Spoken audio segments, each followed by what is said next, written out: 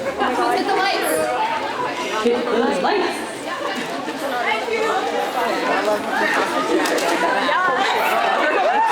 October 26th, y'all, there will be screenings.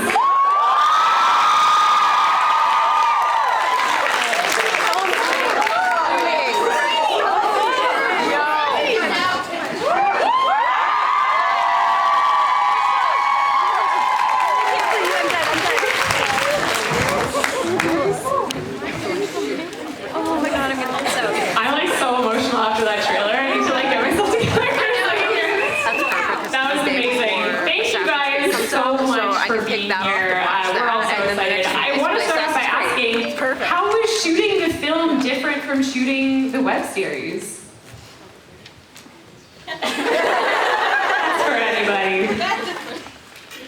We have just a few more days. Yeah, we filmed each season in 4 to 5 days, and with a single camera, with the exception of like a little bit in the pit of hell at the end of season 3. But yeah, it was amazing to have full coverage this year. Add a couple amazing cast members. Yeah, it was a blast to film. We still ripped through in 14 days. Yeah,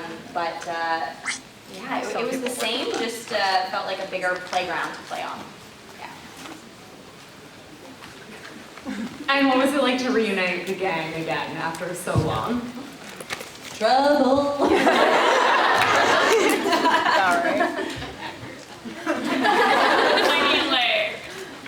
It was so fun. It kind of felt like I don't know, it always feels like coming home every time we get to work together again. And the really nice thing is that every new cast member, like Cara, who's here,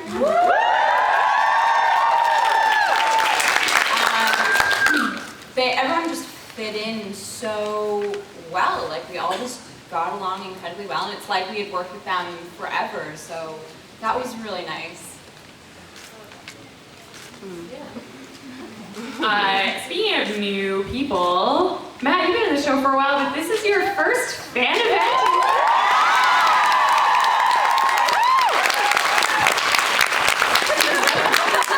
Yes, it is, and I'm beyond stoked to be here. This is crazy. Everyone looks so good. Yeah, what do you think of the fans for Carmilla and all this craziness? It's, I know it's very real and alive. This is amazing. Being able to feel this kind of energy before, so this is really special. I know, you've been out there and keeping us alive by watching our stuff, but now to actually see you in person, it's really, really special. So thanks for coming in.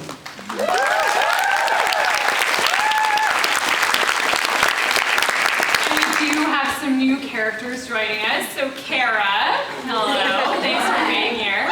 You're playing Emily Bronte, a sister with a bit of social anxiety. Can you talk a little bit about how she fits into the story and if her and her sister get up to some shenanigans? Oh my goodness, yes. Well, there's definitely shenanigans aplenty. I'm so happy to be here. This is truly an honor, and you guys are legendary. To get to join this company is a dream, a total dream. So thank you. And it's also amazing to step into a project that I can believe in with my whole heart and that is making the world a better place. It's a dream, truly. So as far as the shenanigans, I don't know what I can say. Is that spoilery or not? In a way, I feel like it has to unfold as you watch it. But yeah, it was very silly and very, very, very fun to shoot. That's awesome. There's someone else joining the cast this year, Dominique Provost-Chalky from White. She's actually breaking time right now, so she couldn't be here with us. She really wanted to be. It's fine. We love her. It's great. But she's playing Elle now.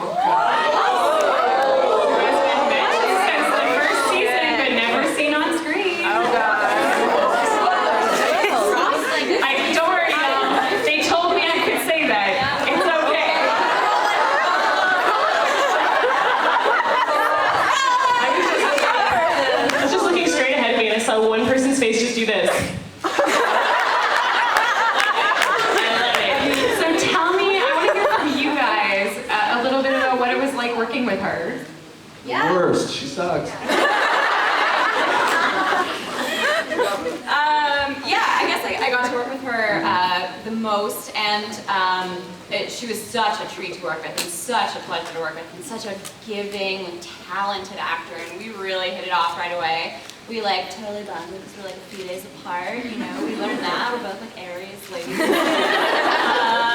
Yeah, she was just awesome, and I was so excited to work with her. I've wanted to work with her for a long time now, and she was just really fun to play with, and I loved the amount of prep she did as well, like just even looking at her script and how many notes she had written in it, and I love that she took so much care because she knows how important this is to us and to you, and so yeah, I wish you could be here, but she's brilliant in it, and I'm really excited for you all to see her in it as Elle, who's a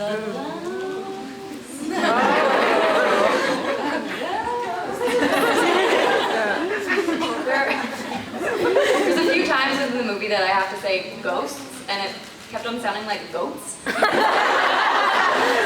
was like a running joke on set. It was like, goats!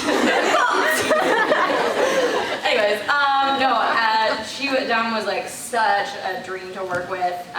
All the cast members just showed up to set so like with such an easy transition. Everyone just showed up ready to work, ready to join this family. Everyone kind of knew that it was a ship that was already moving, and they just jumped on seamlessly. It was unreal. And she, like, so incredibly talented, and I also appreciate actors who show up with the work done and who are ready to dive in and go further, and she's one of those gals, so I can't wait for you guys to see what she did. So the film picks up after a bit of a time gap. This is for all of y'all. I wonder if we can maybe go down the line, starting with Matt. I'm kind of curious, without giving too much away, what you guys can tell us about how your characters are a little bit different at the start of the film compared to maybe when we left off in the web series. Maybe... So for the record, Steph knows all these questions and has been chill with us, so it's okay. Tell them what you like to eat. Protein. Plant foods you like to eat. Well, personally. Well, What's your favorite?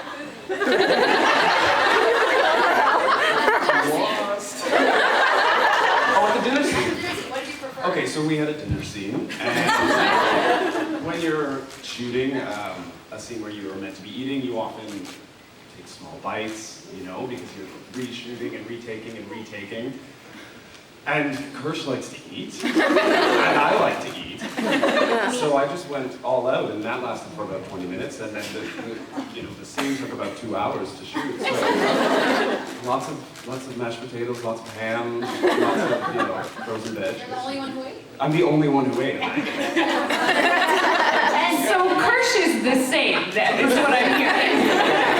It's all good. I have an Instagram photo of Matt, like, after we shot that scene, and he's just flat on his back. He's unconscious. He's in a ham coma.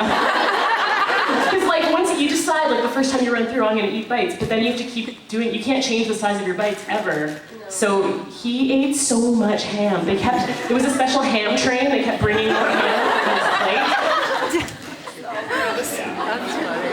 Not much has changed. They are one. Fair. Okay, that's, yeah, sure. Too late.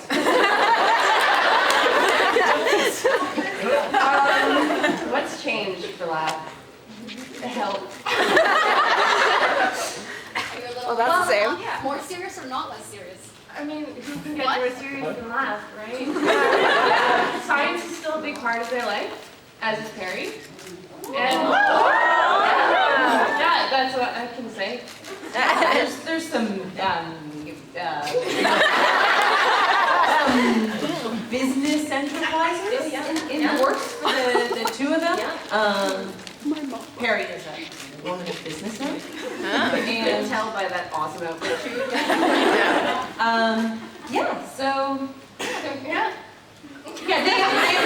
they have advanced professionally in some really interesting, exciting ways.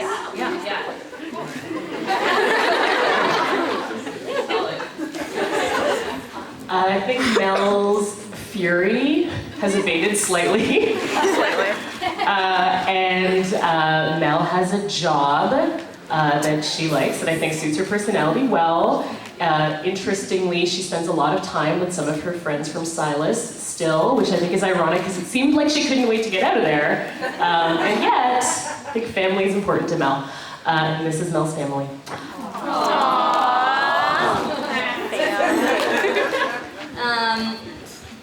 I talked a lot about this with Steph before we shot, where I was going through the script and going through my own life and my own like past 5 years, where I was 5 years ago versus where I am now, and realizing that a lot of things that change in your life, you never like get over your issues. I'm realizing, unfortunately, but you just find better ways of managing and dealing with the problems that come up. So the things that always bump me in life have been the same since I was a kid, probably, if I'm being honest with myself.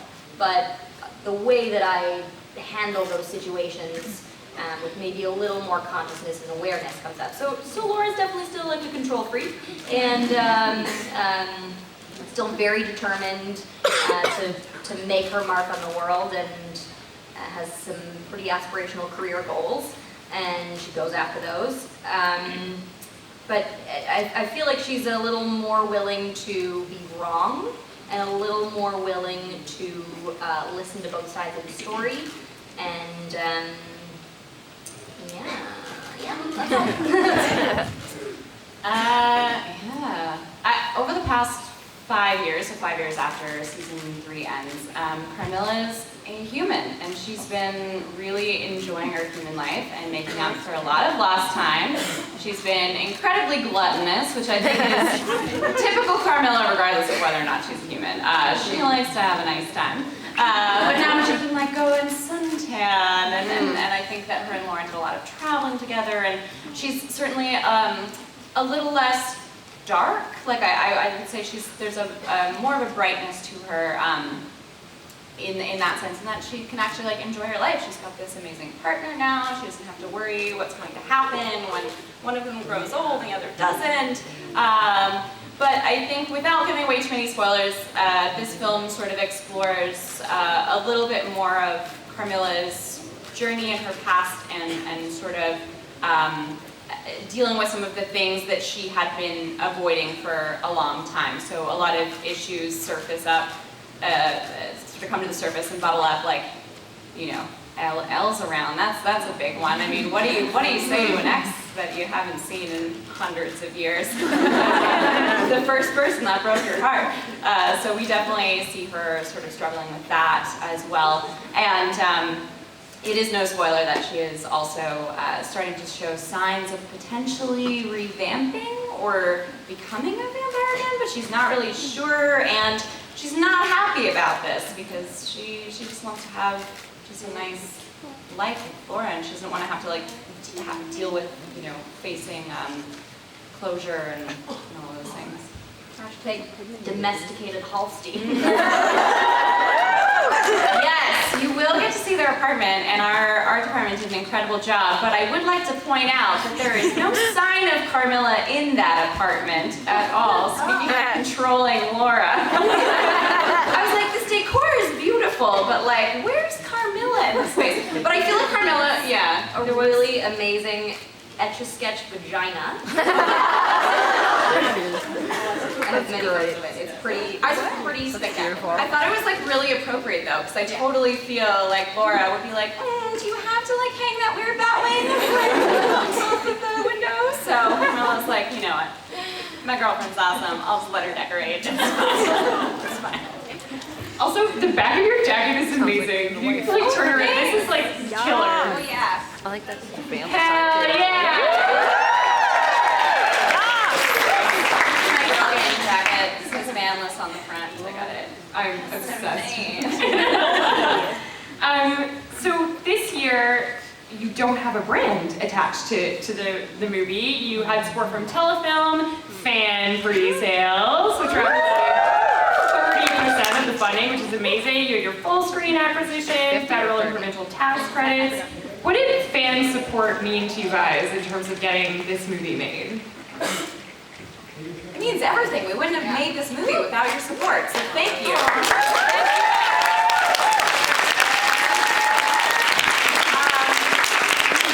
I think I've always felt a responsibility to portray Carmilla in a positive light, and representation's always been important to me, and fans have always been important to me, but I think the cool thing about having this partially funded by fans is that it really made us feel like more than just actors. Like, we felt like we had a duty to really provide something that you will enjoy watching.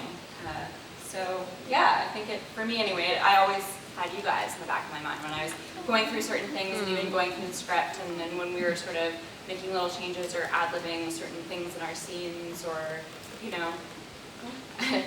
kissing. Yeah, we always had you guys in mind, because we wouldn't make this film without you. So I think that you're going to be really happy with it. I think, it was said best, someone said this movie is like a love letter to our fans, and that really is what it feels like. I feel like it's just like a giant thank you to you guys for all of your support and dedication and amazing fandom that you guys have been a part of, and we wanted to give something back, and I feel like we really nailed the story and the characters and the relationship, and so excited for you guys to see it. Yeah, it doesn't mean less free tampons for me, but can't over that. They're expensive. I'm friends with a lot of filmmakers who really struggle to fund their work. It's really hard to get enough money to make a feeature film. They're expensive, and it's hard to fundraise it. So to talk to people about Carmilla and just hear from other people in the industry how unheard of it is to have a fan community like this that will put their money where their mouth is and step up to help create something that they want to be a part of because it represents something that's meaningful to them, I think is really wonderful. And I think when I talk to other artists who are like, how does Carmilla work and how do I make my film that successful? The reason it works is because of you. And I think the reason that you care is because this project serves and fills a need that is not really found in a lot of other media. So to be able to have, normalized queer relationships, normalized gender spectrum, normalized, like a feminist mindset. There are so many aspects to Carmilla politically that I think are sort of missing from a lot of the film landscape. And so I just tell people, like, who's your film serving? Is it serving a bunch of filmmaker types? Because they're not going to pay to see your film because all the films are serving them. So if you think about what communities are important to you and how you can provide something for that community that honors them, I think that's the first step. And I think I tell people, like, if you can speak to people on a level that sort of melts their hearts and their politics and their hunger for stories, then you can create something really magical because people will actually care. So I'm really grateful to be a part of Carmilla because I think queer politics are really important and feminism is really important and intersectionality is really important. So I'm happy to be here. Some things I do, I'm like, oh. I have no feelings like that about Carmilla, and I feel like whenever any issues that have ever come up have been listened to so openly. Things that the fans have raised, things that people on the team have raised have always been met with such grace. I think it's really special, so I'm really glad that it's found its audience, and it's such a amazing proof of that is the fact that y'all funded this film. So thanks.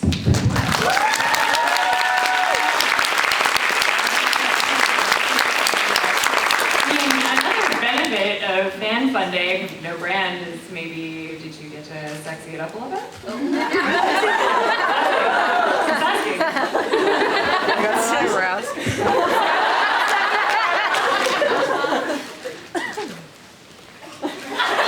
Wait. Yes, we did. Said yes.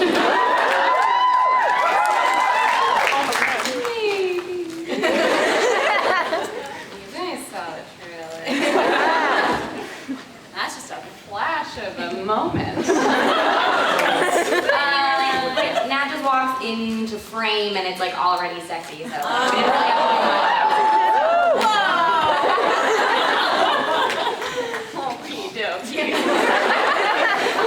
Nicole, you make a great great point though about how this show really does fill a very necessary gap in the media landscape.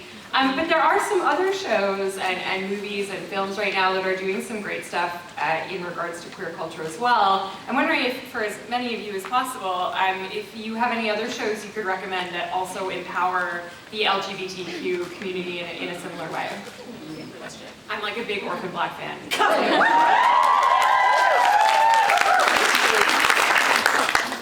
I've been on a really big Transparent kick recently, and that's an incredibly written and performed show. So if you haven't checked it out, Matt and I were speaking in the car on the way here about how much we love RuPaul's Drag Race. Yes. I also have been on a Transparent binge. Love that show. Also, I think Couplish is really good.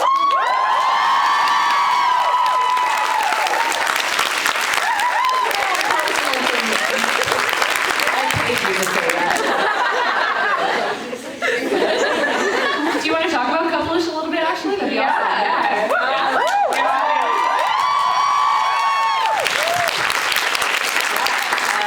that was also fan-funded, which was incredible. And it was really important to me to make a show where somebody who looks like me and is like non-binary and everything is not a side character and is kind of like they find love and they like can experience the same thing that we see a lot in the media, but not for a lot of people like me.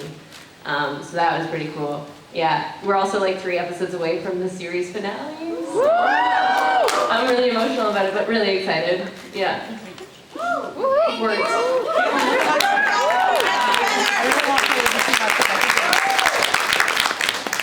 Yeah, this isn't a queer-specific show, but I recently binge-watched all of Shameless, and I thought it was really interesting how they have a number of different queer characters in the show, including one of the main characters who's the son in the family. And I thought it was really interesting, but I never quite liked how they represented queer women. Sometimes they were like overly sexualized or very kind of like crazy or sort of, and then I found out that there's going to be a really powerful lesbian character on the new season, so I'm super excited to watch the new season because I do think that it is a really great show. So I have yet to see it, and I'll see how I feel about it when I watch it, but I think that's going to be really interesting. But also what interests me as well is media that has queer characters in it, where it's not specifically for a queer audience, but that it is just a cool show with a cool queer character that's just completely normal and part of the story. And I think that is also really important because the more heterosexual people who watch shows that they would really enjoy see a queer character who's not evil or bad, and when they see that being well represented, that might hopefully change their mind or their personal narrative about queer people as well. So like I just watched The Incredible Jessica James. I don't know if you've seen that film, but it's really great. It's like a really cool like little indie film that's very much of our time, and her best friend is a lesbian, and the lead is African American, and it's just like really feminist and really cool, and just it's speaking about like feminism and intersectionality. It's a great little film. You should watch it. Very charming. Thank you. That's awesome.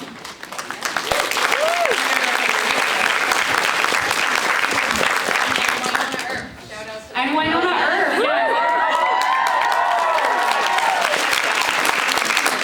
Very cool. Also shot in Canada, which is neat. And you guys shot obviously in Toronto, but the cool thing was this time you actually got to set the movie in Toronto. What, you know, is Toronto like a good home for vampires? And like, what did you guys think about being able to make Toronto a real character in the movie? That's cool. I was so pumped when I heard that we were setting it in Canada, or in Toronto specifically, because it wasn't really ever referenced where they were from. But I think Toronto is such a beautiful city, and it is often, like there's so many projects that shoot here, and then it's so clearly Toronto, but they say it's New York, or why would you, like, let's just like set things in Toronto. And so to be able to shoot it here and actually have it be in Toronto is awesome. Yeah, Toronto would be accepting of vampires. I think it would be a vampire-accepting city. A lot of work to do, but I think compared to most cities around the world, I think Toronto is pretty inclusive. So I feel like they'd include vampires, and it was neat when you were just talking about like seeing, you know, actual areas of Toronto.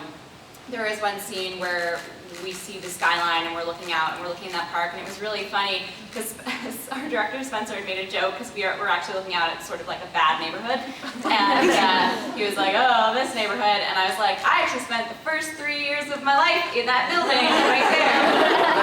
So it was really cool to be like shooting a feature film that I really care about, and then like sort of have this like moment and scene where we're looking out and be like, that crappy place, that's where I came from. And it was just like a really nice moment though to, I don't know, kind of was like a full circle thing where I was like, oh, when I was like checking my shoes for cockroaches when I was 3, I would have never imagined myself looking at this building, shooting this amazing film, and just having this incredible life. So, yeah.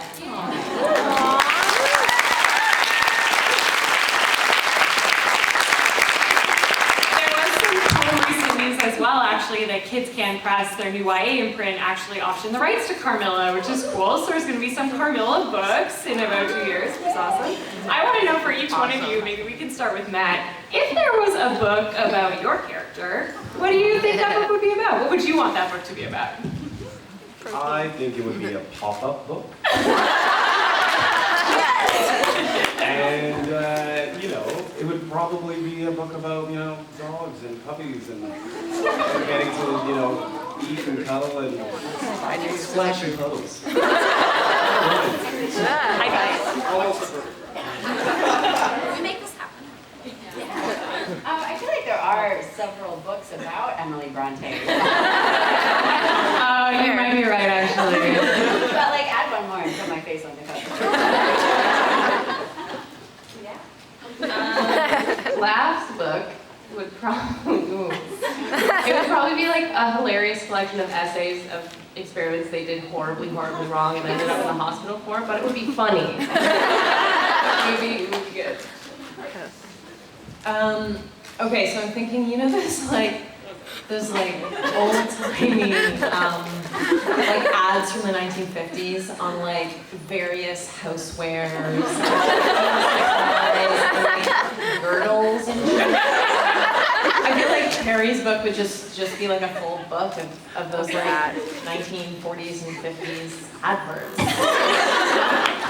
Yeah. Harry's so like out of time. There were so many moments that I would look over at Annie and everybody would be like doing something like really normal, like high-fiving, and Annie would be like,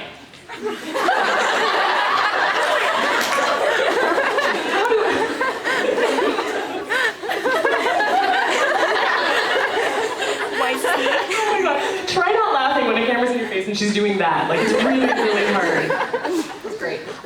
Mel's book would be like a series of beautifully crafted essays about people and things that make her furious. She would just like take it down in such a logical way that you would have to agree, and then maybe these things would change. I feel like that's Mel. Like, it's a book. It's a crusade book. I think Laura's book would be a profile of a bunch of different influential females over the years, like maybe in media or in politics.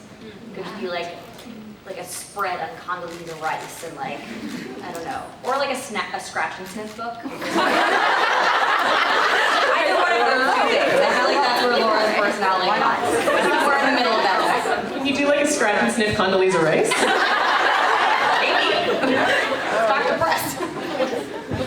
I think that Carmilla's would either be a poetry book or a philosophy book, or maybe combined, because she is a philosophy student, but I think it'd be like her female feminist take on philosophy, because so many like great philosophers and philosophy books were all from a male perspective, so I feel like hers would be from her perspective. I'd read all those. Yeah? Yeah. Amazing. Oh yeah. So we do this every year, and it's always really fun. We're going to do some lightning round questions. You guys ready? Okay, we're just going to go down the line and answer like first thing that comes to your mind. Okay. Favorite karaoke song? I Will Always Love You, Whitney Houston. version. Sorry, Dolly. Sorry, Dolly. Back to Black, Amy Winehouse. Oh. Rage Against the Machine, Killing in the Name. I don't know, probably something from the Rankin family. Oh, amazing. Bust a Move. I did Keep on Loving You by REO Speedway. Anything by Salt and Pepper. Very good. What movie would you bring to a desert island? Me or Bill? Us or the character? Oh, you. Okay. Yeah. Well, this is a hard one because, like, my favorite films, would I want to watch them over and over again? I don't know. Lightning round. I did think it's so good to be a favorite movie. It's super embarrassing, but I've seen Mona Lisa smile like many times, and I feel like I would be into that. I just went with the first one. I just watched a movie called Ingrid Goes West, and I thought it was hilarious. Oh my God, I don't know if I yeah. could deal with watching that even once more, but it came to mind. Probably Amelie. Yeah. With Nail and I. Imagine Me and You. Jesus Christ Superstar.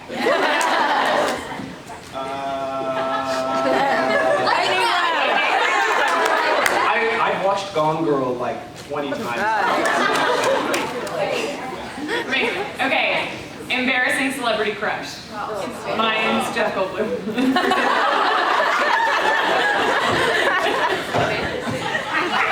Or like, yeah. That's not embarrassing, thank you. Or any celebrity crush. Come on, we won't judge you. Matt O'Connor. I was gonna say Annie. Embarrassing or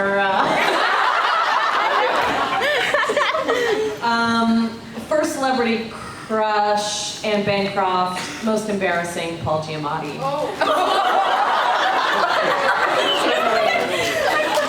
Picture that, Annie. I really love Paul Giamatti, so this is not intended as an insult, but doesn't he look like Homer Simpson became a human?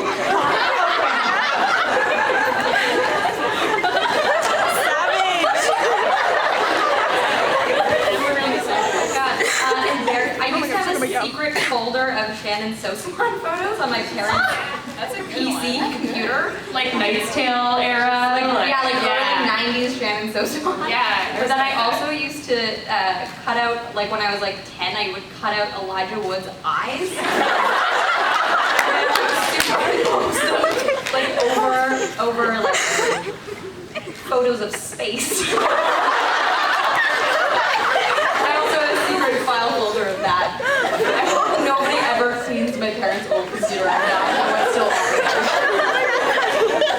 I feel so much less weird now.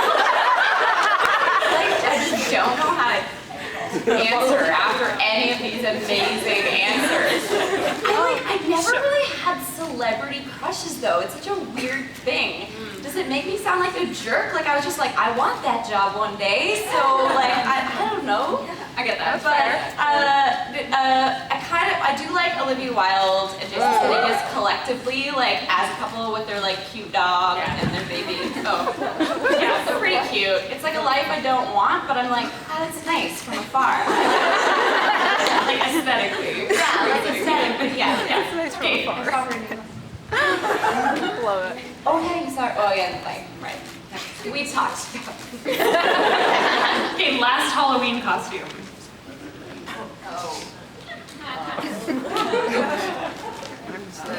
last year. I went as Jackson Pollock last Halloween.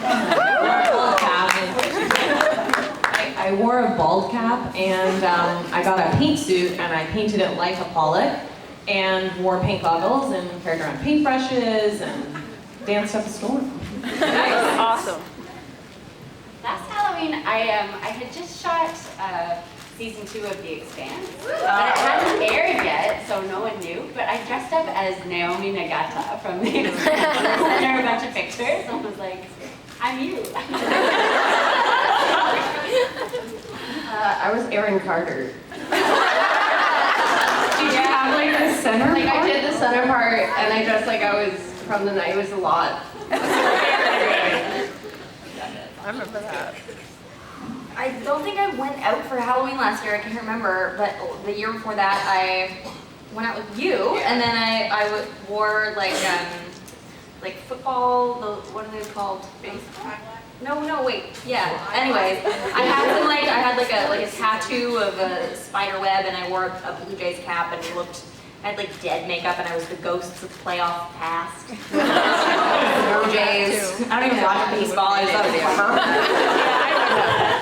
That's amazing.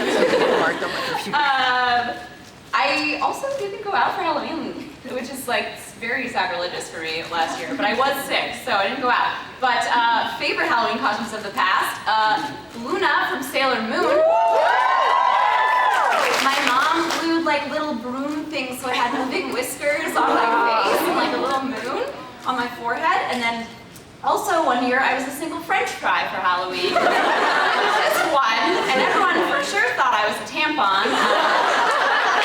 It was just like a bed, one of those foam bed mattresses that we like glued and then I cut. It was kind of like Lisa Simpson's Florida costume. Like my head out. It was great because when the kids beat me up, it didn't hurt so much. That was one of my best Halloween costumes. Right. That was great. Like, where are they? Who do we need Okay, to last one. Yeah. You can take a minute to think about it if you need to, but favorite queer character not in Carmilla? If you have one. Just like I that. currently like Officer Heart a lot.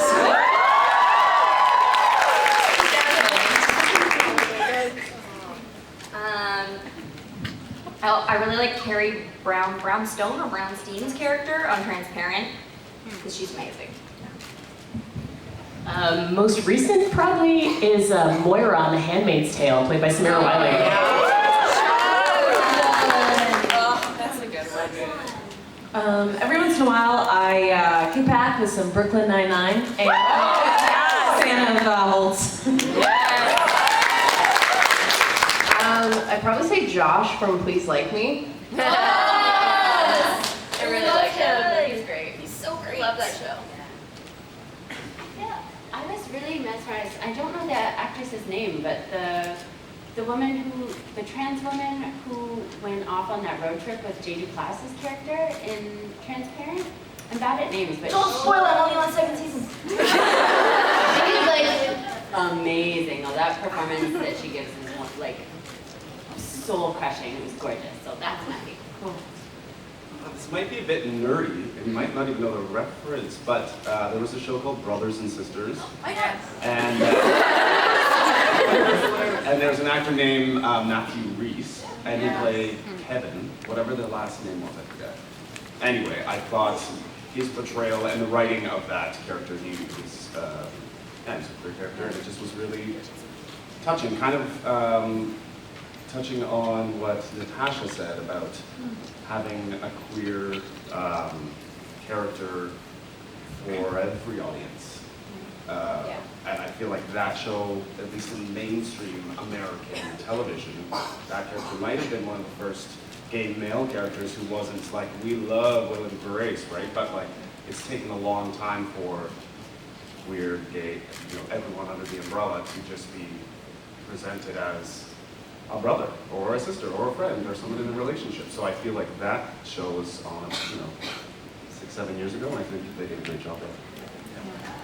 Also want to give a shout out to Sailor Uranus and Sailor Neptune for making like a whole generation of queer kids. We're about to get to an audience Q&A. Oh yeah, thanks. But she's giving them all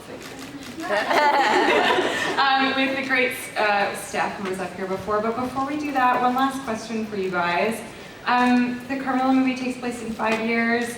I want to know where you guys see yourselves in 5 years. What's next for you guys? What can we expect from you next? That was deep, sorry. Yeah.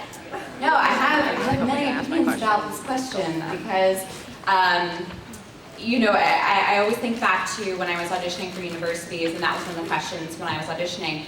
And, I came up with this ridiculous answer about how I was like going to be an opera singer and I was going to do all of these things. And I think it's really important to set goals for yourself, and I always do, and I always set goals for the year. But I hope that I don't know where I'm going to be in 5 years, because 5 years ago today, actually, I was just thinking about this. I was couch surfing. I was a barista. I didn't have any acting jobs. I didn't have a home. I was probably at one of like the darkest points in my life ever, and now exactly 5 years later, because yeah, what year is it? 2017. Yeah, no, exactly, and I would have never imagined sitting here with all of these amazing humans who are interested in things I have to say, which still boggles my mind. You know, so I don't know. I hope that I'm still acting. I hope that I'm still creating things that are meaningful, but I don't have any specific ideas about that, because I things can change and happen, and I want to keep my heart open. Yeah. Preach.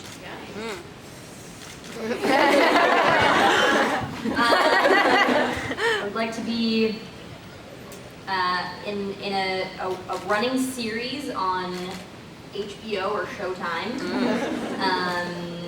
and then spend in a city that I like, maybe either Los Angeles or Toronto, and be about like half of the year shooting that consistently in a project that I'm really passionate about, in a role that I'm really passionate about, and then also film an indie film that year as well, and then so there's like a TV and then a film, and then so that's like one, and then also travel as well.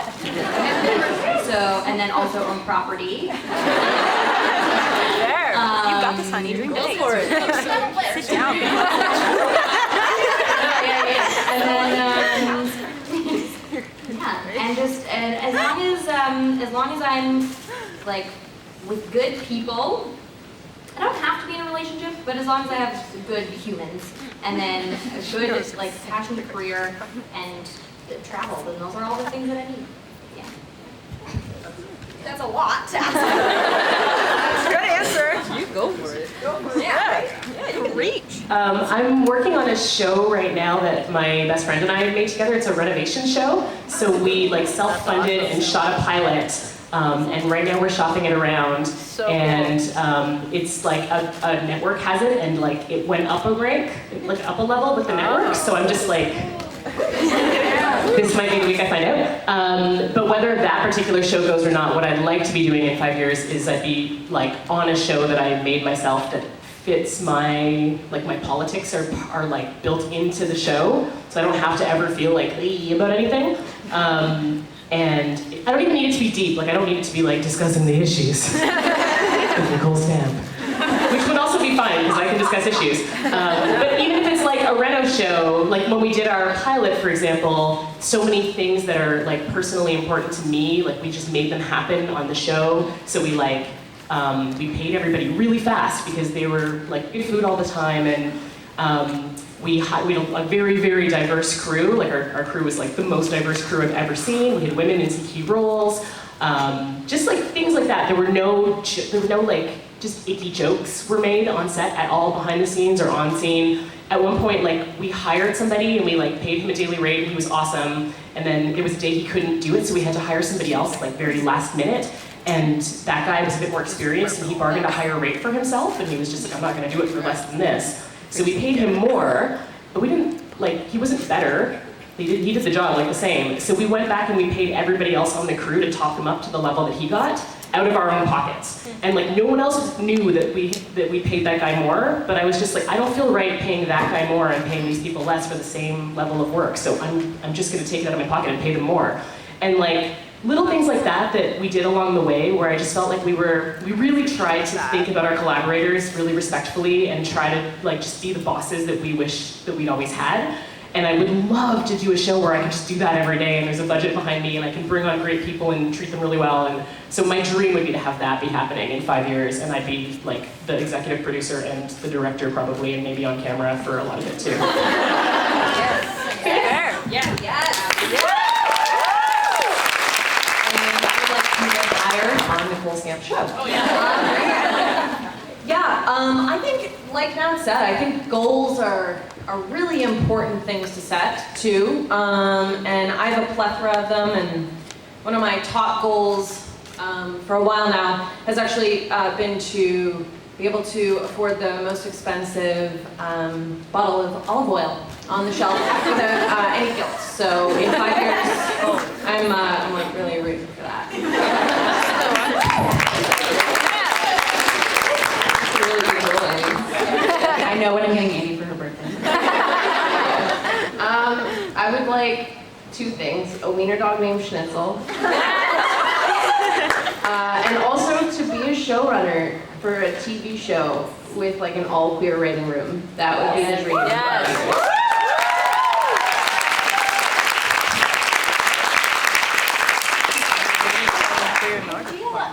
I feel really happy with where I am in my life right now. And I hope that in 5 years I just like keep taking over the fucking world.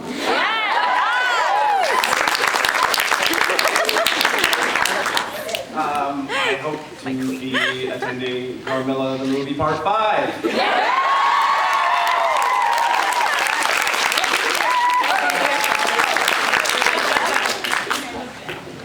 Awesome. Steph, get on up here. Thank you guys so much.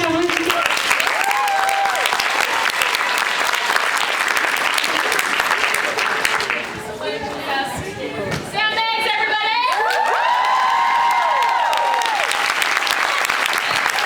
Thank you, Sam. She's got to go do her own signing, and she has a really cool book that was actually Laura's, like all the cool women in history from all over the world. So as you were saying that, I was like, huh. So this is our question and answer thing. So if you have a question, please come. Ooh, you know what? Let's just do this. Let's do this. Sorry, Eli. We'll get to you in a second. Wait. Give me this. A couple of you mentioned that you watched Drag Race. Who's your favorite winner? I named my cat after Violet Chachki. I'm spending $500 to go to New York City to meet Jinx Monsoon. Yes! I must hug her! Kimchi was a big steal. I feel like we love all.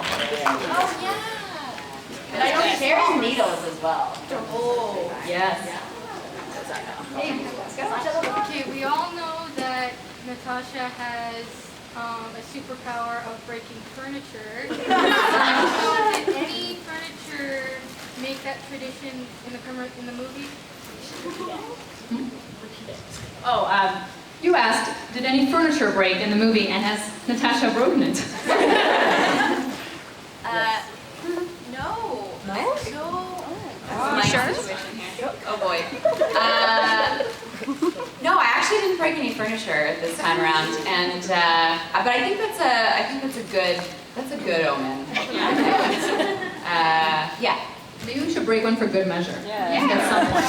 No, I think this is like a new era. I think this is a time where it's okay. I did get I literally had ants in my pants though at one point. So during that last tag bit that you saw in the trailer where we were walking through the woods, and I thought that there was like a pin in my pants or something. So as I was changing, I was like, what just pricked me? And then I was like, oh, they're just ants like biting me in my tight pants. So I feel like we just, furniture breaking, and I had to step it up a notch for the movie. Yeah, I feel like we were texting each other the day after we shot that, being like, how are you? Do you like bites all over your like butt and your lady bits? Do you guys remember? I didn't get that text. Do you guys remember I had a giant bite on my forehead? And I was like, thank God I'm not an actor because it's right here. It was big. Whoa, how about we go all the way to there? So, what kind of release can we expect from this movie? Like, will it have like a DVD release? Is it strictly like online, or? Ooh, this is a question for me. So as you saw in the teaser over there, it is October 26th. Guess what? Not the last day of fall. Very excited and proud of ourselves. And it will be, obviously, as people who pre-bought it on VHX, no one gets it before you, so it's going to go as soon as it goes live, as those event screenings we're going to have on the 26th, it goes live online. So day and date VOD, and special event to come on the 26th. You'll see. And I go, oh, Edward Scissorhands.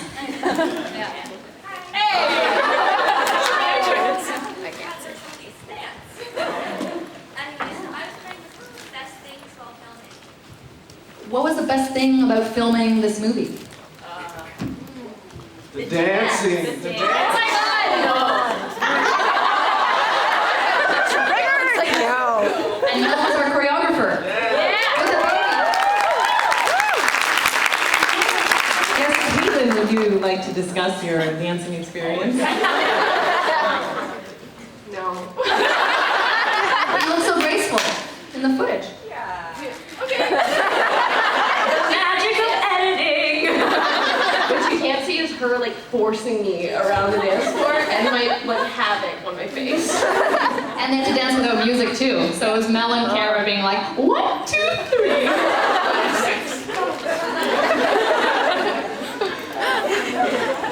Oh, and the other thing I wanted to just say, because Sam mentioned, the amount of female and non-binary cast, Matt is our only guy on the cast, including all the background.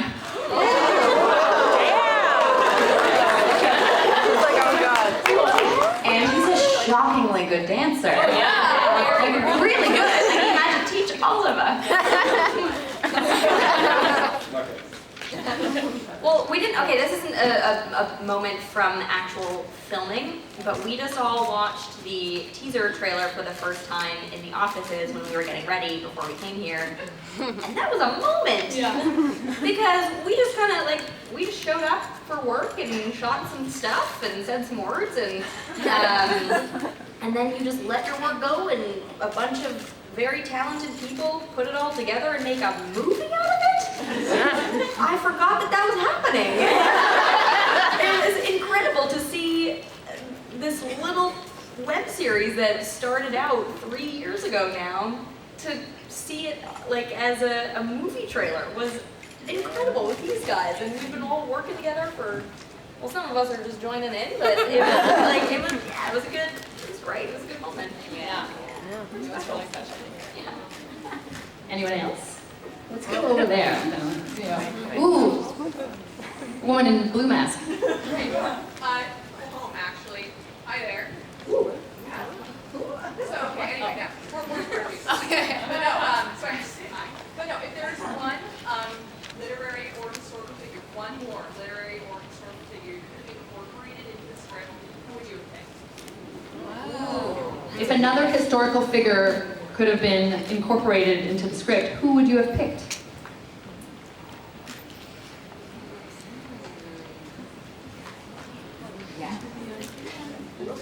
I mean, it would make no sense, but Emily Dickinson. I'd say Mary Shelley. I mean, she's a writer still. Nicole. You forgot Bronte. Yeah. And the other sister.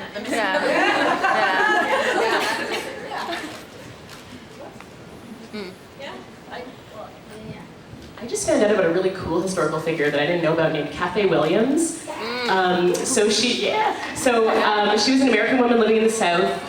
She was she's really cool. There's fans, it's Fan Expo, I've heard of it. But she was an American woman who was stolen into slavery and was freed, and then she disguised herself as a man and she fought for the North to try to end slavery, which is the coolest. So I would like to meet or play her one day. Maybe that's her show. An idea was birthed. All right, Eli, let's go with you. So, how would your characters react to the knowledge that they've helped countless of queer people help realize who they are and help themselves in a way? Here, why don't you repeat this one? Okay. So, how would your characters react to the knowledge that they've helped countless amounts of queer people accept themselves? Oh, I've never thought of this. I guess because Laura has a vlog, so I guess vlogs go on YouTube. So maybe they've sat down in their apartment with a glass of wine and looked through Twitter comments about her vlog. I don't know. I never thought of that. I ate chocolates while you read them too. Right. Yeah. But that's probably something maybe that is part of their relationship and their lives. Yeah, this is blowing my mind. I've never thought about it as Laura has a YouTube channel that. It's a great That's a really, really fantastic question. I think that I think Carmilla's reaction would probably be really similar to my own in that at first it's really overwhelming and I think she would be really overwhelmed by that responsibility. And I don't think that she sees herself as a hero as we've seen throughout the seasons, but I think eventually she would step up to the plate and she would really own it, and that's, I feel like there are some parallels there, because I think at first it was like, whoa, wait, there's this power and this responsibility, and like I'm not just, you know, acting for fun. I think Carmilla would feel the same way, because she constantly says like, I'm not a hero, I'm not a hero, I'm not, you know, doing this. Laura gets that by now. Yeah, but I think eventually she'd really own it, and I think that like, I think it's important to both her and Laura, and I feel like together, and they would help each other deal with that as well, and what that means. Yeah. Much like real life. Yeah. I feel like Perry probably avoids like technology and the internet as much as I do. So, but like laugh or like, you know, tapped her on the shoulder and was like, check this out. Like, look. I think Perry would be super overwhelmed and probably just like cry, and then maybe like just launch into action and organization on any initiatives that she possibly could to continue furthering the cause. And Laugh would let that happen.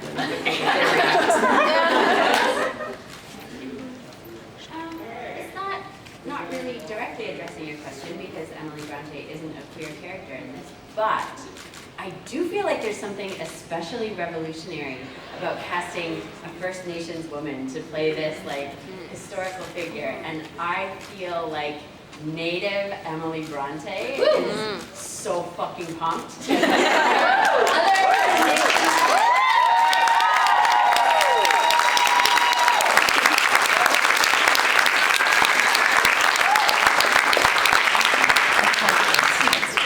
And maybe you gleaned from the trailer, but the other Bronte is queer.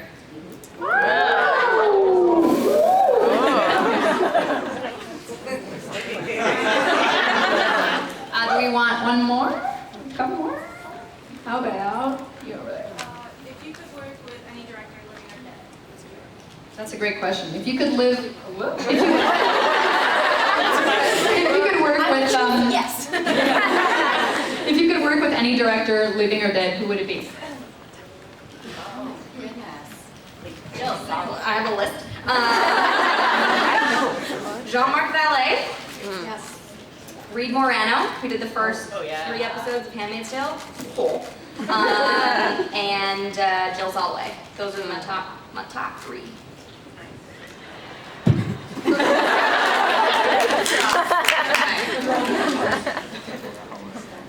Has everyone seen Big Little Lies? Big Little Lies. Big Little Lies? Yeah. Jean-Marc Vallée? Good show. I think, well, this is like a very lofty, idea, but I've always been a really big Quentin Tarantino fan, and I would love to do something like that. I think that he was one of the first people who really had a lot of very heroes that weren't seen often on camera, and just a big fan of his films. It'd be really cool to do something like that. Yeah, he always has a lot of just very intersectional heroes, and I also just secretly want to learn how to fight. Anyone else? I think they're... I would love to work with Sofia Coppola, and Jim Jarmusch is also one of my favorite directors as well. And Xavier Dolan. So good. Sorry, this is for him. I'll take you over there, and then we'll go way back. I think we met on the subway a while back. Hey! I was wondering, the entire cast, what was possibly the most awkward scene to shoot? What was the most awkward scene to shoot in the movie? Dancing for me. Or anytime we had to walk down a hallway walk from here to here. Those are always the hardest ones. Yeah, we say this time and time again, but those are always the most challenging scenes to shoot. It's just like tiny little things. Although dancing, yes, I have to say, Elise and I work super well together and we create some real magic on camera. One thing we do not do well together is dance. We discovered. No. Someone wouldn't let me leave. Which was very in character, actually. And very appropriate, I think. But then we had a great time. Like, we just laughed about it because we were like, this is so terrible. It's hilarious. But then editing makes us laugh. Yeah. Right. Yeah. It was not terrible. It was pretty bad. But Mel did an amazing job choreographing. We're sorry that we butchered it. Why don't we go all the way back? We have a really good one. Yes, you do. From our first scene that we shot together. Okay, not the one I was thinking of. Played it. I don't know. Oh boy. Like, okay. So, I mean, I guess it's common knowledge now that like me and technology, it's not simpatico, right? So, the first scene that we shot of the movie, I was given a prop laptop. And I was supposed to be. Oh yeah. And so on the screen there was a spreadsheet, and there was some things written in it or whatever that the props people had put in. And but then I was like, well, I will write some things as we go, and I can be a bit of a menace on set sometimes. So I was writing some maybe untoward things for Kaitlyn to notice. And then she turns to me right before we shoot and goes, oh no, I think it froze. And on screen, it says text-to-speech enabled. And she's also written, eat my butthole. And then immediately Spencer calls action, and I'm like, do I touch the computer? Will it activate the speech thing? And he's like, don't touch the keys. And I'm like, but I kind of have to. So I was just like lightly, and then we're like sweating bullets, and I'm like, I just don't want this computer in front of like some crew I don't know to start saying all this stuff. Like, my asshole. That is a classic. Good start. That's funny. Why don't we go all the way at the back over there? Yes. Hi. So I just wanted to ask, you guys' characters are amazing, it's so fitting to you, but if you had to be another character that is not your partner, who would it be? If you had to be a character who is not your partner, who would it be? It's not you. It's not. Yeah. Oh, your character. Like when we did those role swaps back in the day. Yeah. I would like to be the gold stamp.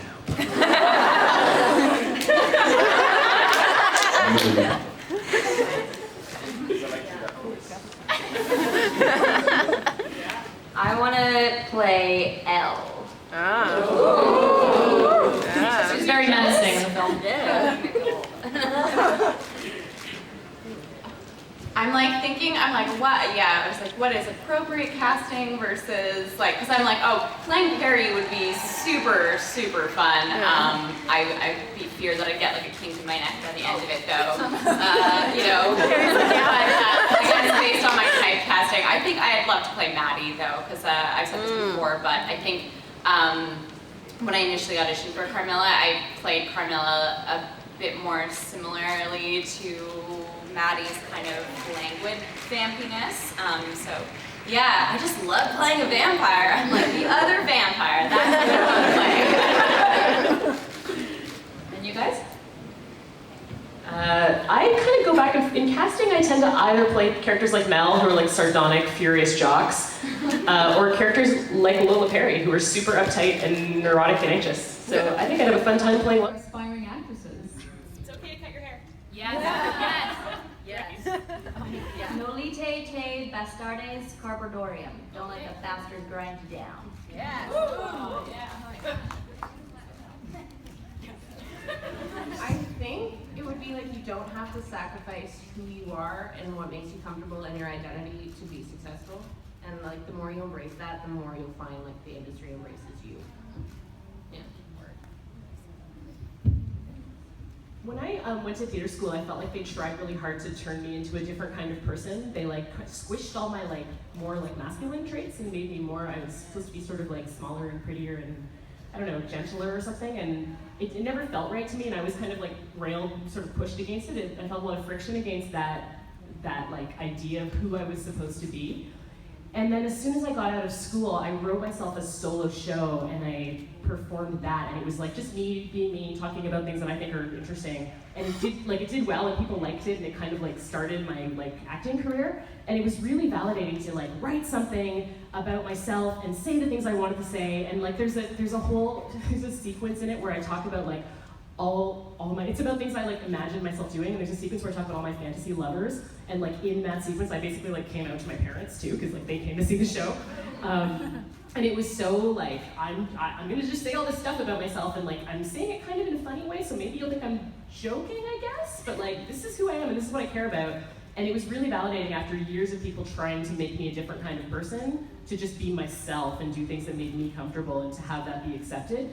And I could never have guessed that like TV and film would move in the direction that it's moved. Like when I wanted to be an actor, I didn't know what I would be. Like nobody who looked like me was on TV. And now we have like series where they're like, you know, there's a trans woman of color as a lead on one series. There's like Peter Dinklage on another series. There's like people with like, you know, all different kinds of like identities and like racial identities and gender identities and sexual identities and disabilities and like neurotypical, neurodivergent identities that are like being honored in film and TV now. It's only just starting, like there's just gonna be more and more of that. And I love the fact that like you can be whatever thing you are. You don't have to hide it. And the older you get, the more you can be that thing too, because you get away from your family a bit more and you can choose your family if you need to. And so I think it's like figure out what you actually want to be and try that. See if it, or find a community where it's safe to do that and do it and go hard on it. Because you don't have to fit into somebody else's box. Like the boxes are full already, just find a new one. Yeah.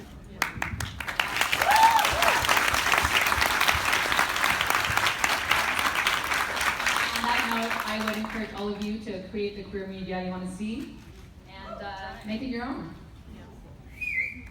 What time is it? Can we get a time check, please? Yeah, it's 20. Okay, we unfortunately can only take 2 more. So let's go, where did we go? Let's go right there.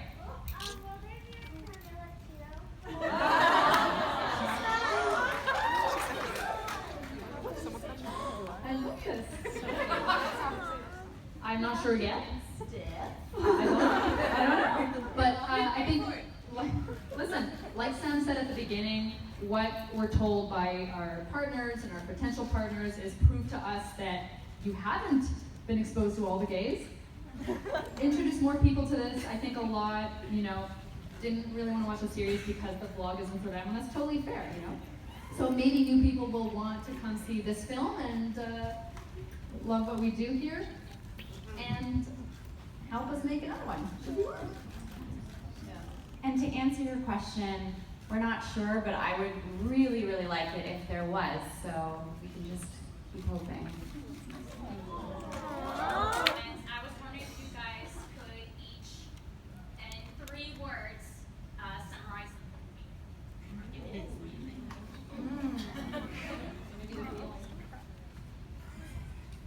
Scary, sexy summer. Ghosts, sex, ghosts.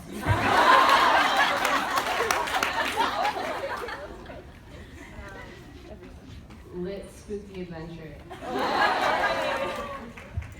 Ghosts, cleaning ghosts.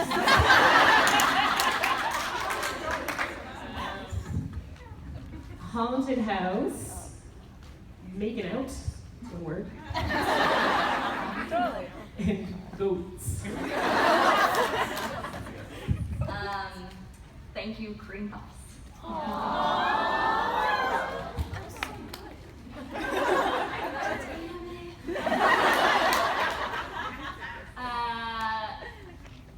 Closure, growth, and love.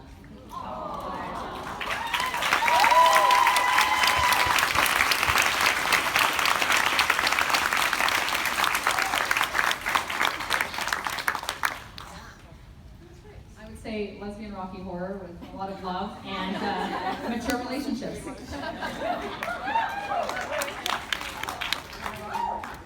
I think that's it. We gotta cut you guys because they are kicking us out of this room, but we love them and we thank them for having us back. Thank you very much.